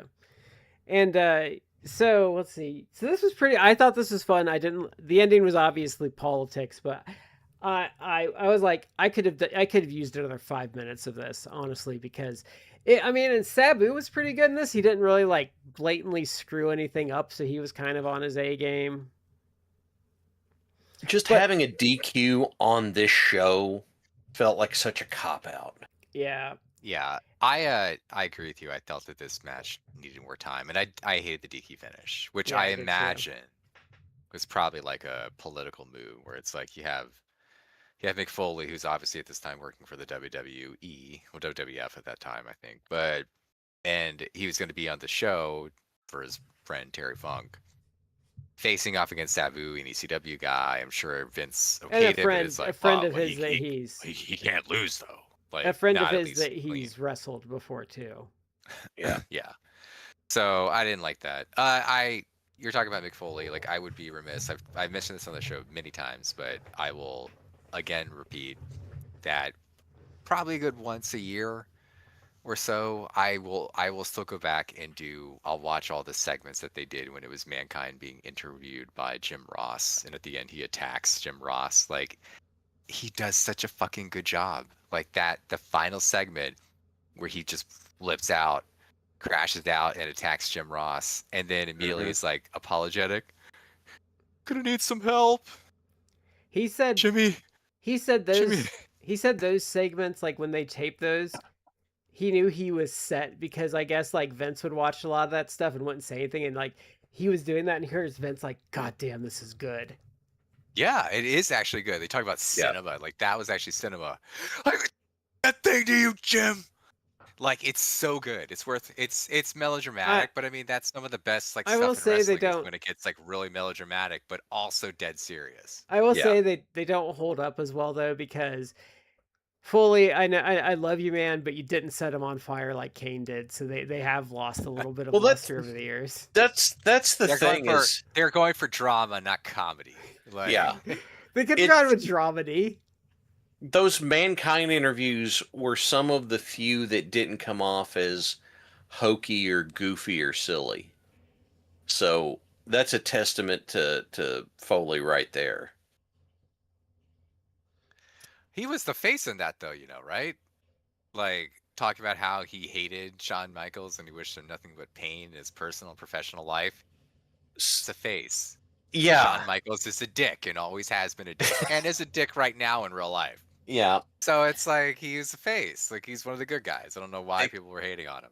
Except they didn't want people to think he was the face because he was the weird guy.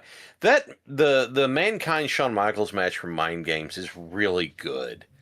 I go back every now and then and watch that. I'm like, there's a reason that, at least he used to, I don't know if he still does, there's a reason that he still considers that his best match. I'm like, aside from the other than the screwy ass finish. Well, and the Hart sweated off and you couldn't see it on TV. That was Triple H. That was Triple H? Okay. Yeah. That was Triple H in a cage match. This was just Shawn Michaels versus Mankind Mind Games, and it was he was also feuding with the Undertaker at the time, so he'd like brought the casket down with him and all this sort of stuff. So we get the screw ass finish because we couldn't have a clean finish to it if the Undertaker was in the casket the whole time or something. I wish they would have come back to that match.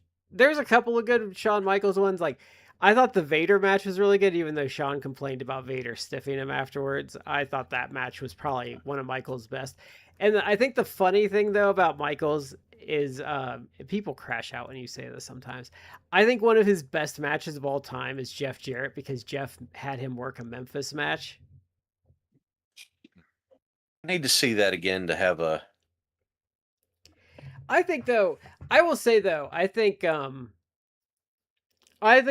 Michaels, like, big babyface run would have worked better if Vince had known how to, like, book blowjobs. I think it would have gone over better. Like, he would have, the tone would have been better for that. It wouldn't have been so grating. There's an insult buried in that somewhere that I can't quite figure out. You're such a shit booker, you couldn't book a blowjob with... I do think it's funny, though, that Sid got, like, cheered in MSG for murdering Jose Lothario. What was up with that? Were people just, like, sick of the whole thing, or... I was. Like, I didn't I was tired of Jose Lothario, like, this old man just coming in. And Sid was on point leading up to that. Like, when he comes out, like, just, like, the energy, like, Sid was giving off, and, like, he was kind of new, so, like, I think people were tired of stuff, and then you have Sid, who's just Sid. Sid doing Sid things? Yeah. And okay, so then the next match, okay, so this one I genuinely was shocked about, and this is the other one I wish had more time. So this is Hakushi, who is Jinsuke Sasaki, Hayabusa, and Masato Tanaka beat the Headhunters and Jake Roberts in a 6-man match. Now, I do think, weren't the Headhunters in the NWA tournament when we did the Dangerous Alliance era? I think they were. Yes. Okay. So you don't know who the Headhunters are. They're a very 90s thing. So they're two short, fat guys that do crazy shit. That's kind of their thing. They're big. They're like 400 pounds big. They're big guys, and they're part of. It was Victor Quiones's IWA in Puerto Rico, right? Yeah, and Victor Quiones was with them. Yeah.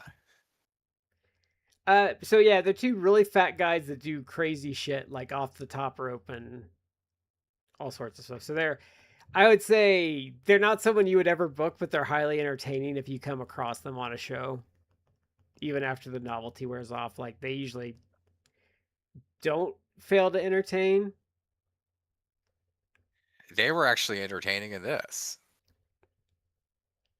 And I think Shad said during this, like, how is Masato Tanaka still alive? Yeah. How does Masato Tanaka still have control of his bodily functions? He still does dumb shit. I have seen that guy live through things that should have ended a human and just get up like he's fine. They had him wrestle LA Park on the 2019 spring break. Literally the first 5 seconds of the match, LA Park just clocks him in the head with a chair. This is going to be mean, but is it just that there's nothing in there to get hurt? How does this work? He still does shit. How old is he? I think he's like in his 50s now. Let's see. Masato Tanaka is 53. He still works. Yeah.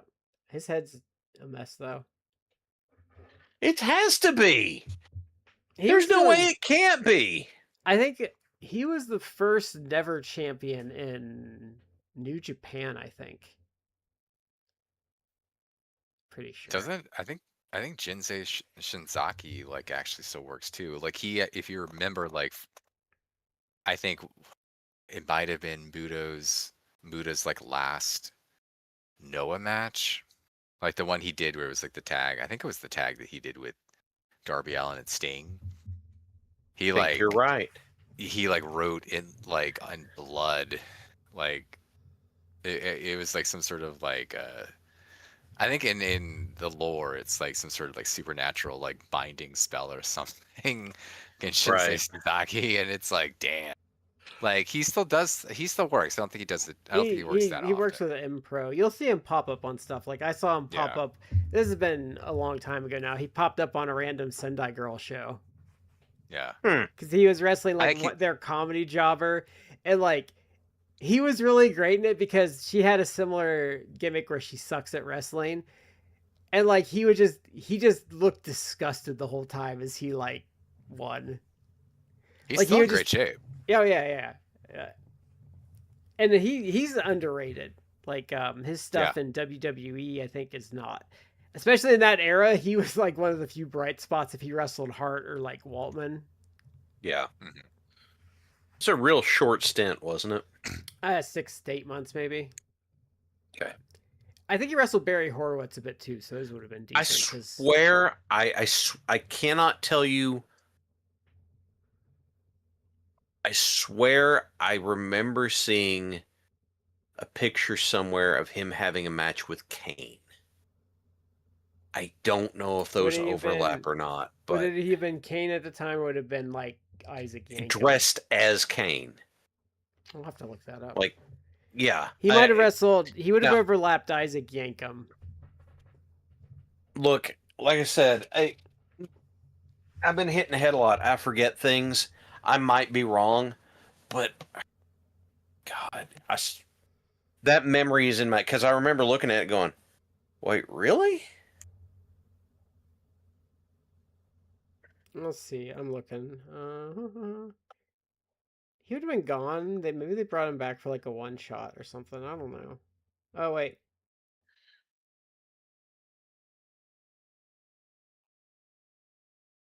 No, I don't know. I'd have to look. He did face Undertaker once in '97.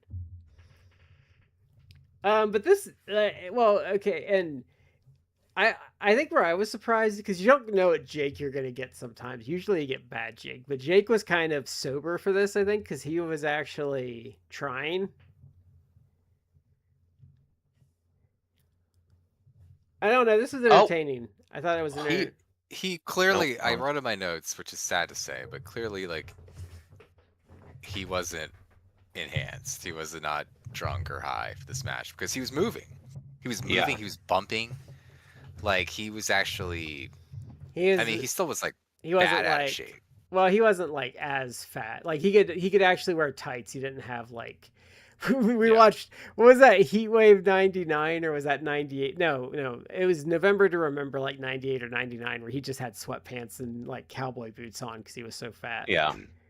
Which Terry Funk was still right for turning on Tommy Dreamer for picking.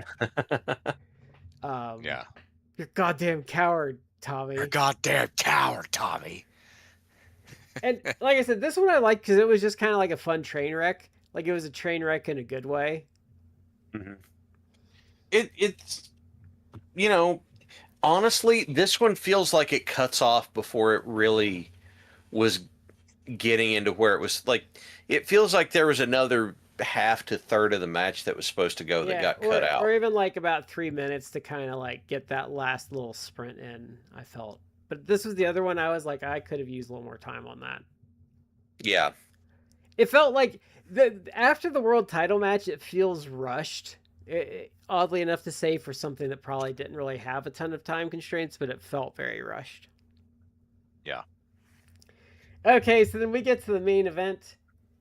This is Bret Hart defeating Terry Funk in his retirement match that lasted 11 days. And that he wrestled another 20 years after. One of Terry Funk's retirement matches of all time. Yeah. This wasn't even his first retirement because he was kind of retired in the late 80s too. That's where he cut that forever promo in Japan, right? Yeah. Now, I did have a minor complaint, and I think I'm just a little jaded from people like Triple H, like taking these opportunities to like self-aggrandize and stuff. Because Paul Heyman talked a little before the match started, kind of like, you know, puffing Terry up and his contributions and stuff. And it bothered me a little bit, but I sat with it a bit, and I said, I think my problem was people like Triple H or other promoters that would step in and make it about them and like try to steal the spotlight. And I was like, you know, like Heyman really didn't do that. And I bet they asked him to talk, and like, it wasn't, I think I was being a little jaded. Like, I don't think he was trying to get himself over. I thought it was fine, but it did bother me a little bit at first. It didn't bother me, but it's also, I mean, you're right. You could equate it to like Triple H's, you know, self-aggrandizing. But I also was taking the attack that's like, I think Heyman, I'm tired of hearing Heyman talk. Yeah. Because he's been on TV far too much between Bloodline stuff and Division. Yeah, and it's a tired act, and so I was like kind of sick of seeing him on this. But you're right, like it wasn't, certainly at the time it was like not offensive. And he probably, like, I would say, barring all of Heymanisms, I bet he feels at this point, especially, he felt he owed Funk a lot because he helped get ECW on the map. Yeah. It's, I couldn't sit through it. He got started and I was just like, oh. So I punched out on it. I didn't want to hear.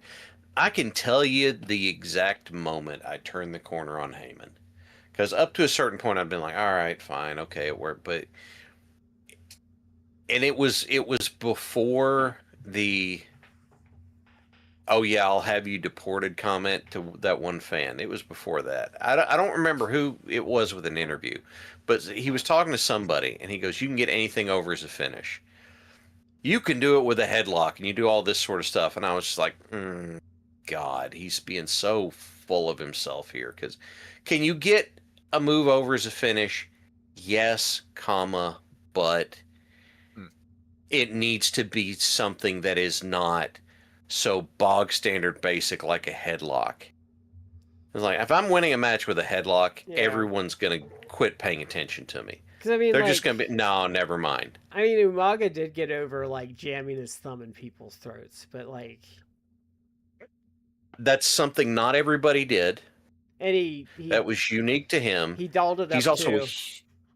Yeah, it like all the tape on it and stuff, and they protected it. It's such a it fit with this.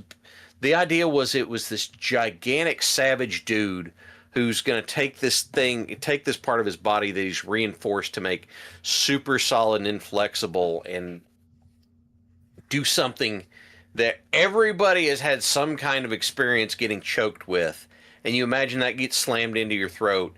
It's the buy-in is easier, especially out of this big old honking dude, right? But a move that everybody does as a bog standard wrestling move that's really just a transition, no. And he just goes on and on about it, and I'm like, you know what, dude? You talk to hear yourself talk. I'm out. I'm done. Well, I was tired of him by like 2020, like because he had been doing the same shit too long. I think the last like good contribution he had to a match was when Joe choked him out before the Lesnar match. Yeah. I thought like he did good there, but like when he was like, "Oh, this is just the third inning of the Bloodline thing," I was just like, "Okay, dude, whatever." Yeah, I can't remember when I saw that video. Like I don't necessarily. I don't care as much about like the side interviews and stuff. It's just like, goddamn, dude, you've been on TV for almost like 10 years and you're doing the same shit over and over again. It's just old. Yeah. And, it's. I also want to add before we get into it, like, I'm always struck by how like anything that has Bruce Hart in it, I always just kind of wish he'd get hit by a truck. Because even in this, he managed to be obnoxious as fuck. And like was spotlight stealing like he always tries to do. And it annoyed me. I don't know if he stood out and bugged either of you guys, but he was annoying the shit He kept stepping in front of the camera when he needed to get out of the way. Yeah. So that was the biggest thing for him I took away. So this was I expected a certain level of quality from this match, and that's about what I got. So I'm not shocked there. It was an no DQ match, which we kind of agreed didn't matter. So it kind of starts out. It's similar to the Miyahara and Nagata match we did recently, where they start out with some respectful mat work, and then someone just says, I'm just going to be an asshole, which was Bret Hart in this, and then he just kind of goes to town. So the early part's just him just wailing on Funk, and then you get the Funk comebacks. He does the whole spinning toe hold. I don't remember what they called it exactly. Spinning toe hold. That's what they called it. They do their back and forth. There's some cheating. There's a little weirdness here and there, but I did think Dennis Stamp was okay as a referee because one, I didn't think about Dennis Stamp during the match. So usually if I forget the referee's there, you're doing fine. And then they kind of did the whole like German suplex. One guy gets his shoulder up, which I usually hate that finish, but I was like, for this, it was okay. I did not like the finish. I probably would have done what I would have done, and where they should have ended it is Terry should have locked the spinning toe hold in, and Bret should have rolled him up for the pin off of that. Which they did right before that. Yeah, which I would have. I would have done it on that. Right before that, they did it, and it's given that this match was meant for the people who were in live attendance, not really for people watching at home. That's not really what this was for. That finish sucks because at least half the building can't see what happened. All they know is it looked like. So it's a back suplex, both their shoulders are down, and then Bret raises his shoulder up. And by the way, Dennis Stamp was on the wrong side to see that. And so you have this happen, you get the count, and everyone's kind of like half the building's confused, and then they say Bret Hart wins, and the building kind of starts grumbling about it. That finish sucked. Now, can I that ask you? Should not have been it. Can I ask you a question? So, yeah, Dennis Stamp being out of position, is that on him or is that on the worker? I'm assuming it's on the ref because Bret would have thrown his left arm up just based on how wrestling tends to work. Bret threw his right arm up because Terry was lifting Bret with his head under Bret's left arm. Okay. I would have to go back and see it again because what might have happened is they may have been too close to the ropes for Stamp to be able to get to the other side. Okay. So he just dropped down to where he was to do it. So it could have just been, it might have just been like, well, shit, I can't get there. I just need to go. It's like, I've just got to drop down and do it right here because I don't have space. So that's one of those things. I'd have to go back and see it again. So that's one of those like spur of the moment decisions that as a fan, like looks a little awkward, but the ref did the right thing, like as far as the performance goes. The ref did what the ref could do. Yeah. And in those cases, There's not you've got to be like Charles Robinson and frog jump over the people in order to do that kind of stuff. Yeah. And Dennis Stamp doesn't jump that high unless he's on a trampoline. Remind me, or once we're done with the show, I do need to talk about Charles Robinson, because I watched something over the weekend that like really was enragingly good. Was that his match with Gorgeous George? Yes, it was. Yeah. I watched that. I'm like, why is this good? Yeah, it's kind of impressive, isn't it? Because they were even popping like Heenan and Shivani. Yeah, like on commentary. We would have to take time to break that whole thing down, and I'm not in it. And they started with a crowd that could not have given one shit about the match, that popped like massive for her hitting the elbow drop. Yeah. But I mean, and I have to say, for a guy that wasn't that trained, he took the flare bump off the top rope, and he managed to do the flip over the top rope too. It is easier whenever you know you are going to be doing specific spots, because you can practice the specific spots you're going to be doing. And you don't have to learn all the stuff around it. So, and she looked pretty good, because Molly Holly trained her. That's how she got her in with WCW. Yeah. But like, she did this thing where she like, I think she put him in a headlock and then spun and like gave him like a snapmare, and it looked really good. And I'm like, well, shit, like, okay, I have to watch this now, because. But there's even a point where like Heenan breaks character, and he's like, this is great. Yeah. He did the flare flop at one point, and then Tony's just like, oh, it really is flare in there. Little Nate. Yeah. And it was just stupidly good. I'm like, oh my gosh, I can't, like, and it was a show with like Conan or Stevie Ray that the same account posted clips of, and I'm like, I'm sorry, but if you're on the show with that and your match was worse, like, you should be ashamed of yourself.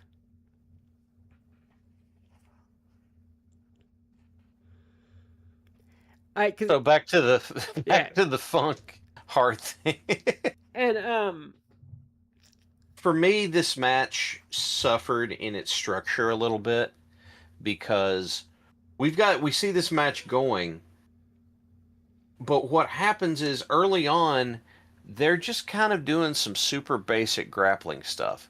Like Terry's trying to do a waistlock takedown, and Bret's backed into the corner, and they move around a little bit, and Terry's trying to, and then Bret just like kicks him in the knee or something, or punches him. I can't remember what it is. And all I can think is, if you're doing the slow feeling out portion of it, could you maybe not do it like that? Because that just didn't look good. I was thinking maybe they were doing a callback, since it was, it was Terry's hometown. They're kind of calling back to when he was, younger and more technical. I don't know. Maybe, but at least in isolation, that as an opener did not work for me. If we'd gotten to see Wildman Terry get in, the bell rings, and then all of a sudden here comes Terry Funk, and he just comes firing out there, and he's slinging hands and bop, bop, bop, and here comes the big left, and wham, and Bret's like, oh God, and then Bret kicks him in the patella, and Terry drops to one knee, and Bret starts working the leg. Okay, you know what? Now we've got an exciting open, and we're pissed off at Bret for cutting it off, as opposed to this weird, slow grapple. I could see, considering like the event, I could see them kind of going for like, oh, this is all happy, fun, and games. So like Terry's going easy, and Bret's just like, bleh, like, I'm going all out on this, and then it kind of gets out of control. Like after that, I do think though, I did like that Bret really broke up his routine with this, and like really went different with it. I liked some of his healing. Well, he was a heel in this era, but I thought he was outstanding in this. Yeah.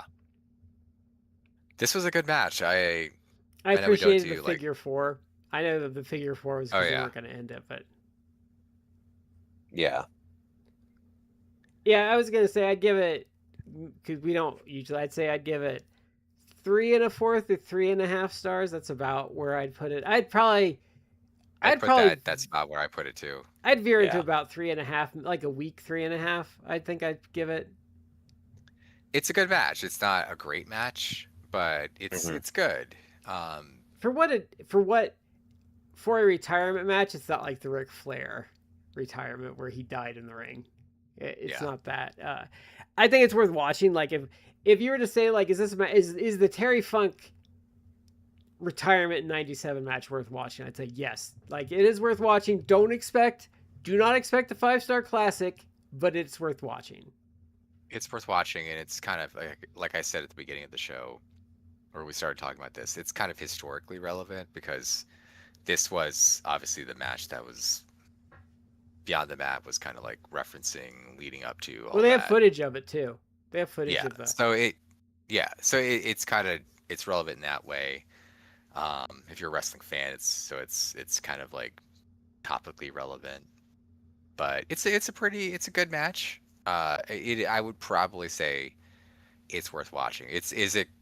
Even in '97 is going to make your like best of 97. If I did a 97, don't know. If I did a 97 comp, it would go on there just for historical purposes. Yeah, that's fair. But in terms of like match quality, like no, it's not great, but it's a good match and it is historically relevant. So. Yeah, because 97 in Japan isn't like amazing, but like there's a lot of like really good WWF like tags in '97.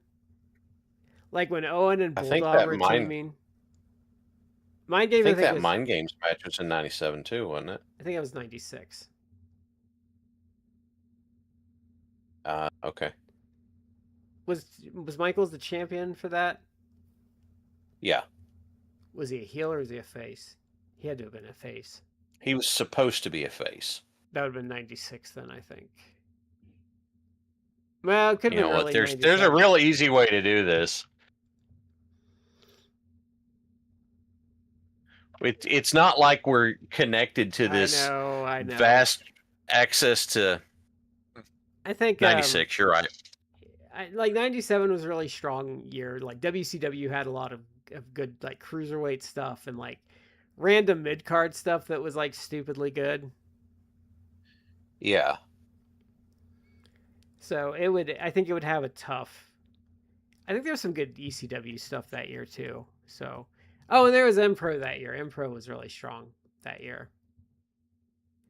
So yeah, I don't know if it would make it on match quality. It'd probably get a spot for like historical significance. But the thing is, like, if I made a yearly comp, I like to put promos and stuff and like good angles from the year on there too. So I don't just do matches for like yearly comps. I like to do like memorable angles.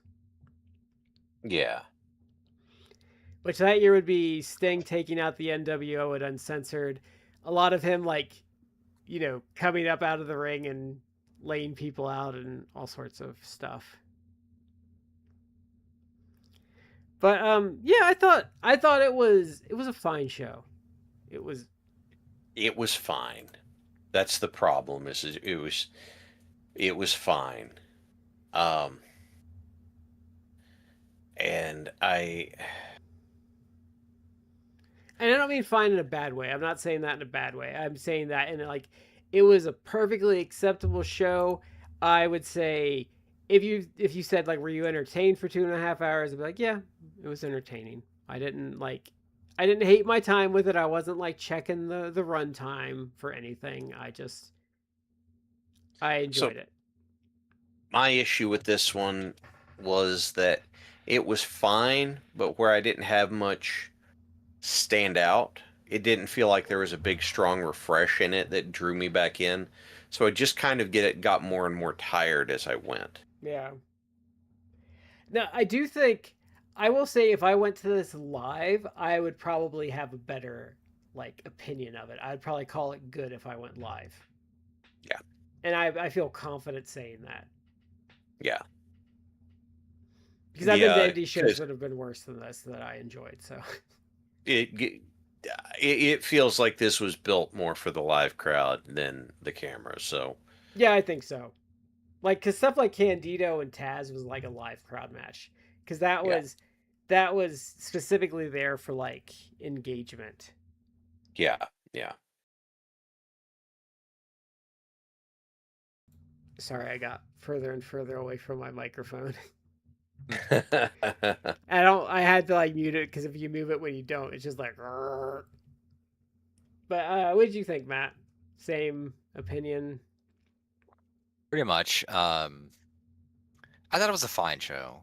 Like there was some stuff that I actually did enjoy, like I said.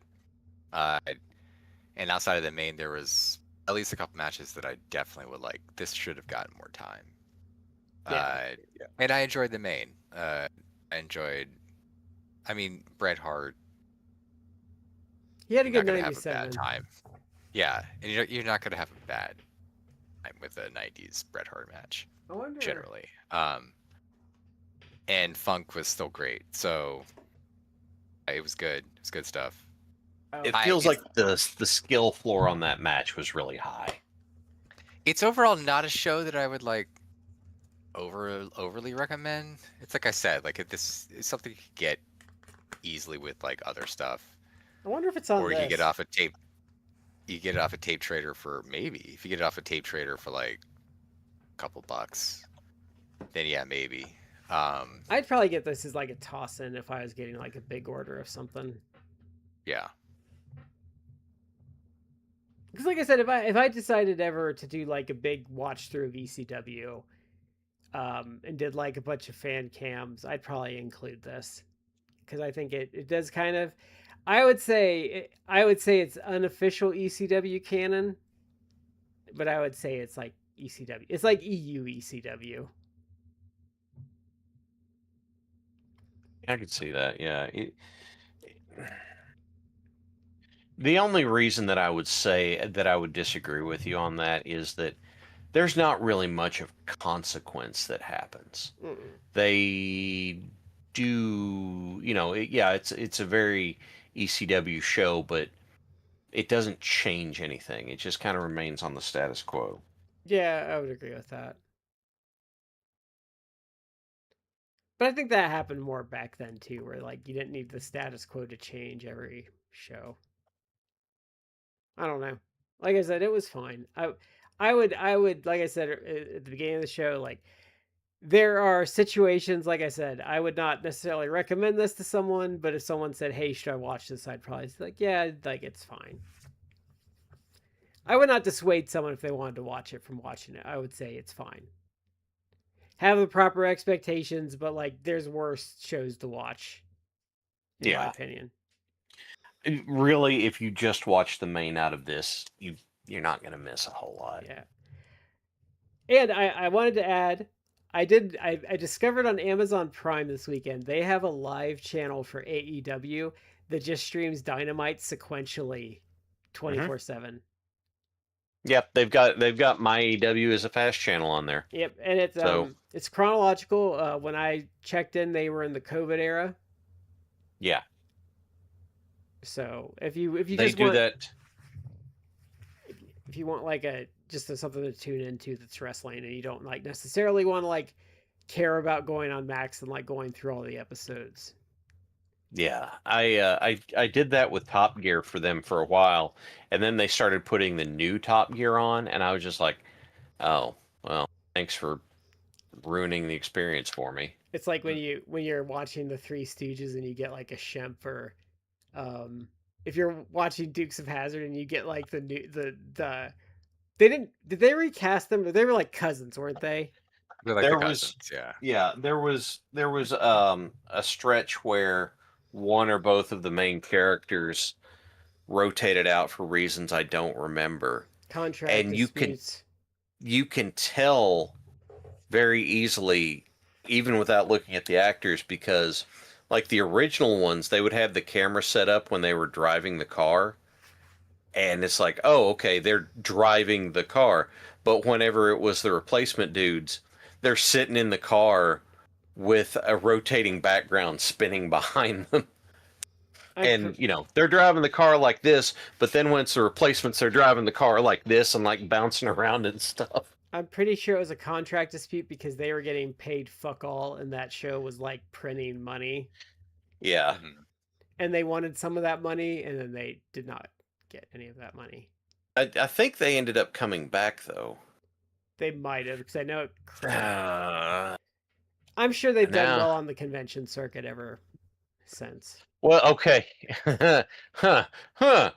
So, one of the unfortunately named characters on the mechanic, whose name was Cooter, on the show, has had 3 nostalgia locations that are Cooter's Garage, and they just closed one of them.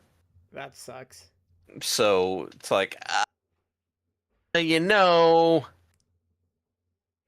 We should do it's not Dukes of Hazzard. We should do Smokey and the Bandit just for the hilarious like sheriff one-liners in that show. You some bitch. Your mama be sad what you grew into, you some bitch. I should put that in the list. That is such a good movie. It is a fun watch. Is that Jackie Gleason? That was Jackie Gleason. Buford T. Augustus. That's a man. Buford T. Justice. Yeah.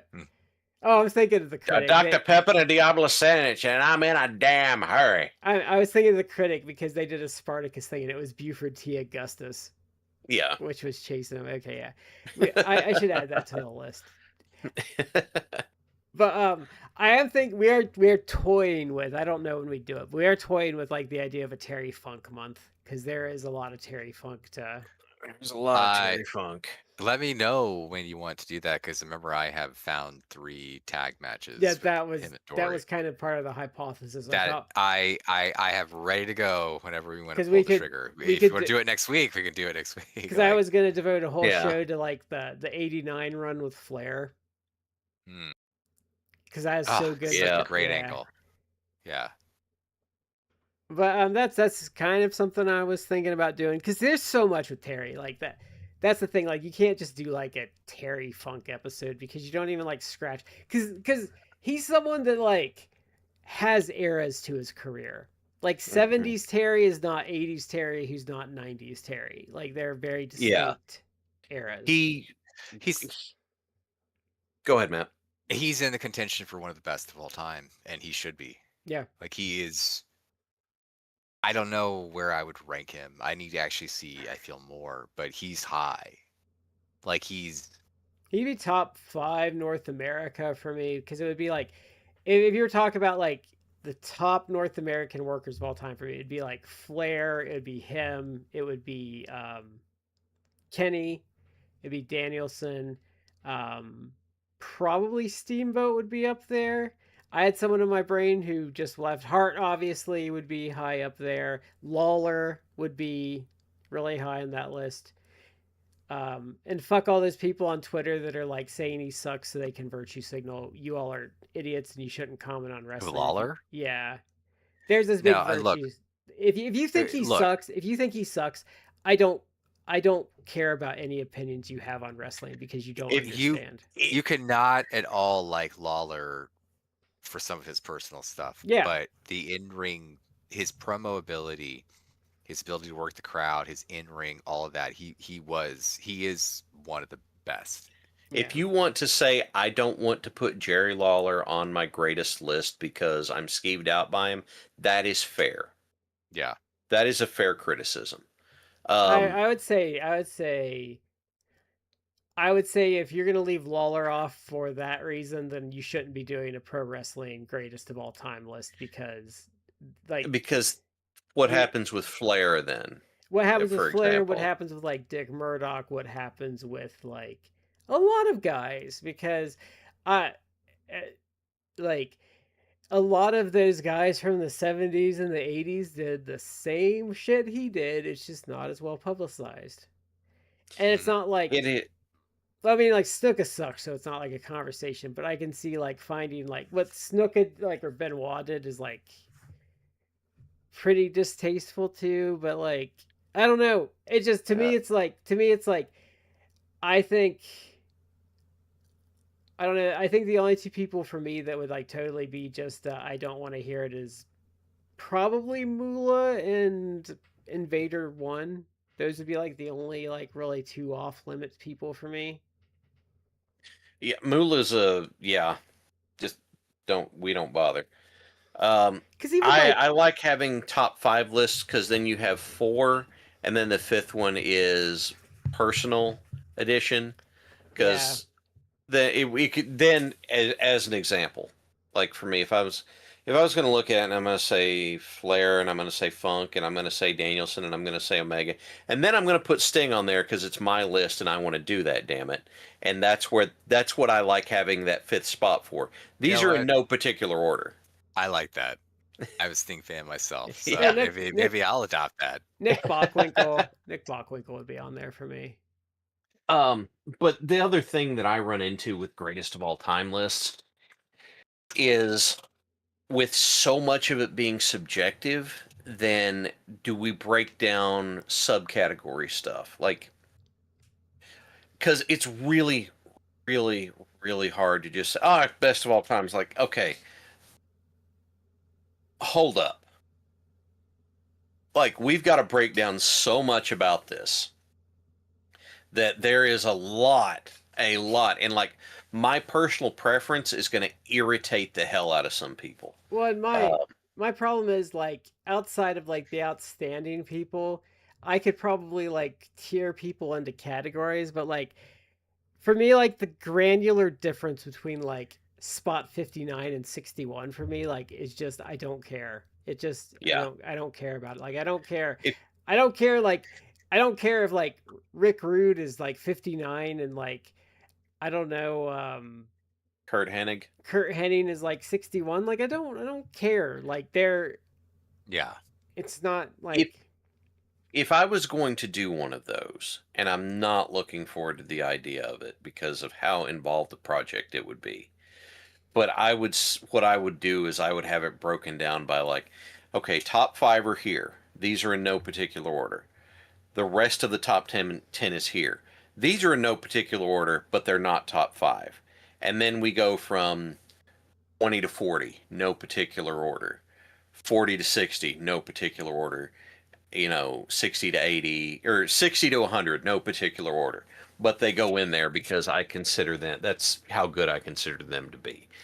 I partook once for matches, but that was different, where there was a nomination process and you were presented a bunch of eligible matches and then you had to list them out to your top 100. And I was like, that wasn't as bad because I had the matches in front of me, and it's a little easier to say, well, I like this one better. Yeah, you're not trying to dream the whole thing. You're not trying to make the whole thing out of whole cloth that way. And there's less, I think, subjectiveness to it, because then you can kind of pick at things. Yeah. Because we did it for this show. Like, if you gave us a bunch of matches and said, hey, okay, you need to make the best 100 of all time out of this match, this list of like 600 matches, like, it would take forever. But I think that would be doable because, like, I could pick at things to a point where I could, like... I'm not going to rank the 600 greatest matches of all time unless I'm getting paid for that shit, because I'm saying that like, is such an expenditure of mental energy that's the kind of thing that's going to be in my brain all the time until I finally get it sorted. I'm saying I could do that easier than wrestlers. If you said pick 100 of these matches and make a top 100 list, I think I could do that. If you said, okay, take these 600 wrestlers and tell me who the top 200 are, I don't think I could do that. Because there's a point where it would break down for me. Like, I'd be cutting them in half, and then it'd be like, okay, these. I could agree with that, because I feel with individuals it starts getting a little bit more subjective. I think with matches that can get very subjective too, but. Yeah, but you can always... Then you start getting into a debate about... It's almost like the platonic ideals, right? Like, there is such a thing as like what makes a whole debate about what makes a good wrestling match, and it's like it depends.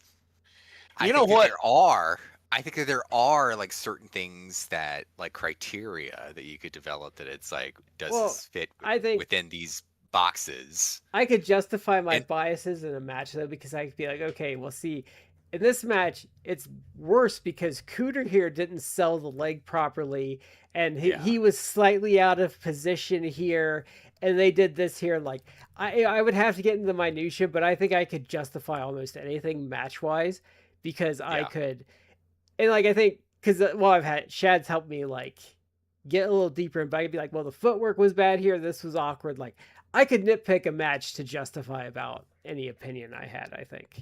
Yeah. Yeah. One thing that I might be interested in, and I know between the three of us, it's going to be kind of similar because we've been doing this so long as a trio that we've got a fair number of similarities on it. But just the idea of what our personal thing of what makes a great match, like what would that breakdown be? What are the pieces that go into it? What are the necessary components? What do you need to see? And then, could we articulate that? That might be a long running project to do it, but I think I would have to take. I'm gonna go back to a legal determination for a great match with me. It's kind of like that ruling on obscenity, like in the 80s, where the judge pretty much said, like, I don't know obscenity, what obscenity is. There's like, I don't have a definition of obscenity, but I know it when I see it. Like, I kind of feel like that's kind of what I'd fall to with a great wrestling match, which is like, I don't know, but I know it when I see it. So that wasn't obscenity in that opinion. It was pornography. Oh, okay. I thought it was obscenity. It was close enough. But I agree, but I say all that with knowing like it can vary because one of the matches that's beloved on this show that we talk about is Stan Hansen versus Andre the Giant. Yeah. Which I will argue till I'm blue in the face. Like, that's a 5-star match. And it's like, compare that to a match that, Dave Meltzer will trip over himself to rate 5 stars. Anything with Will Ospreay versus, whomever. Yeah. It's like Kenny Omega, like, yes, like there are matches that are like really high quality to watch. It's like, this is a 5-star match. And I know Dave has broken the 5-star scale. He'll go higher than 5 stars. Like, I don't think that you should. We've had that discussion on the show before. Like, philosophically, I think like 5 stars should be the ceiling. Yeah. Like, but I will flat out argue like Hansen versus Andre the Giant is a 5-star match because of everything that goes into it. Like, can you compare it to, the Ospreay versus Danielson match, which Meltzer gave like above 5 stars, but even if you discount like the breaking the 5-star thing, that's a legit 5-star match. Yeah.